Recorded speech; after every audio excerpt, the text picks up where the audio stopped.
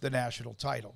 Now, the top 10 college football recruiting budgets, none of these teams on here should surprise you. There may be 2 or 4 teams that you thought, this is according to USA Today, and I believe was actually a research project out of Syracuse University. The USA Today Sports Network published this. Georgia won. Not a surprise. Clemson, A&M, Tennessee, Oklahoma, and Texas. Alabama, Michigan, Oregon, and then Florida. These are the top 10. There's other schools like, I wondered, well, where's LSU?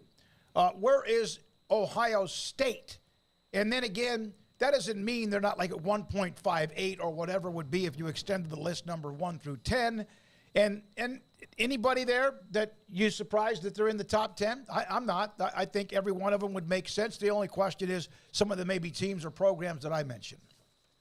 No, as far as surprises and Ohio State is just the first team that kind of jumped out since I see Michigan right there. I guess my question is not really who's missing or who we see on there, but what is the $2 million extra that Georgia's spending compared to like the other bottom 5, or the $2 million more that Clemson is spending, compared to number 11 or 12? What is that going to? That's my question actually, is what is the dip? Like, what are you, if you're all doing the same things basically, what are you spending $2 million more on? Is it like airfare? Is it like expensive dinners? Like, where is that coming from, or what is that going to? That is my question. I'm just super curious about what all that entails, because that's a lot of freaking money. Well, what was Texas? Texas was 6th, right? Yeah. So Georgia's spending almost twice as much as Texas, who is opulent. Like they've always had a high budget. Tennessee does the same thing. They're at 4 and yet still 1.6 A&M million. gets clowned all the time for all the money that they spend for, seemingly no reason. I mean, that's the thing. If they won national championships, nobody would make fun of the money they're spending, but it's the fact that they're always like a step short, right? Or not quite as good as they feel like they are supposed to be or pretend to be.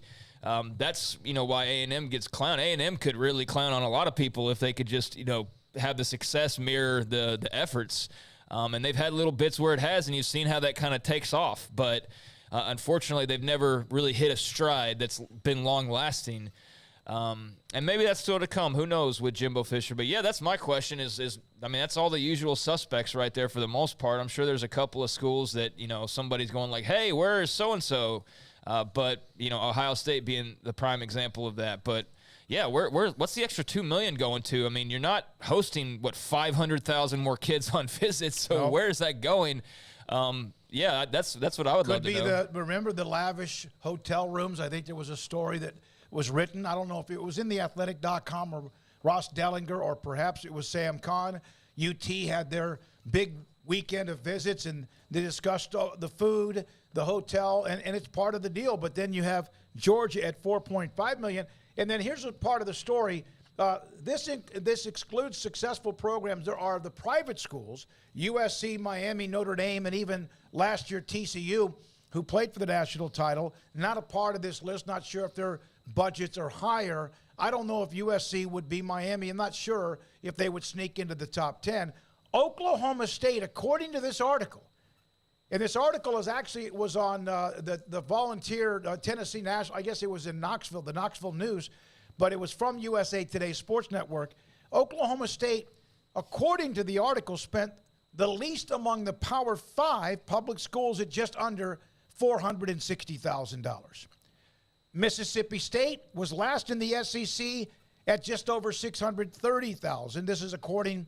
Vanderbilt did not disclose their financial report either. So I don't think that they would have made too many waves. Put that up again, Garrett. I think that's pretty interesting to see. And there's no surprise who's on here. Maybe the differences. And then, we have rules if we have like a top whatever. Okay, you take somebody out. Who would you take out if it's Oregon or if it's LSU or if it's Ohio State? Not Oregon, but Ohio State, LSU, or whoever it might be.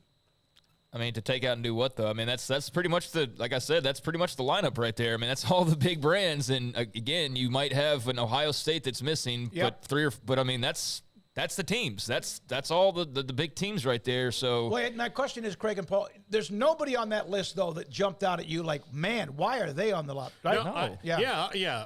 The only thing that jumps out at me, and this was if I was an athletic director, if I'm Scott Strickland at Florida, I'd be like, hey, we got to make this $1.6 million work for us. But Well, what would also Tennessee, by the way, this is 2022. They finished 17th last year in the recruiting rankings. Now they'll get a bump because of the kind of year they had for 23. And it was also like, look, who's Florida's, they've got, three main rivals. This FSU, Georgia, and LSU. And Georgia, obviously, the most scary and important one right now because they're the one who's winning national titles.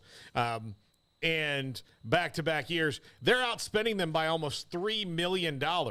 So there's a line of thinking this is whatever Georgia's doing that we aren't is working for them. So yeah, I would concern me when I saw that. But sometimes you have the money, sometimes you don't. I mean, you can't just decide like we're gonna do this because money has to come from somewhere. Now, an athletic department like Florida or Oregon or wherever wants to spend more money, they can probably get more money to spend. But you also have to make sure that that's effective. And they both have like the two programs in the bottom of the top 10, which are still in the top 10. But if you're comparing yourself to the ones in the top 2, you have new coaches. And then they're also talking about all of those schools that are very much in the fertile recruiting grounds, who in some cases maybe there's 2 or 3 that don't need to spend as much because of where they are. But hell, Georgia, Alabama, Texas, Oklahoma are smack in the middle of the fertile recruiting grounds. well, I mean, there's did you see the CBS Sports one that has everybody listed? No, I didn't go into that. Okay. Yeah, they don't have Baylor or TCU, but you can see everybody's. I mean, there's a full list of every conference on CBS that I just came across for those who want to cross over and see like how Indiana compares to Ohio State. For what it's worth, they spend let's see here, $826,000. I don't know if that's a comparison. Oh, all these pop-ups. Never mind. Disregard. Forget that. But yeah, there's other places I suppose that you could see more of it if you're interested in your Iowa budget or whatever. So yeah, it's cool. We will have Jim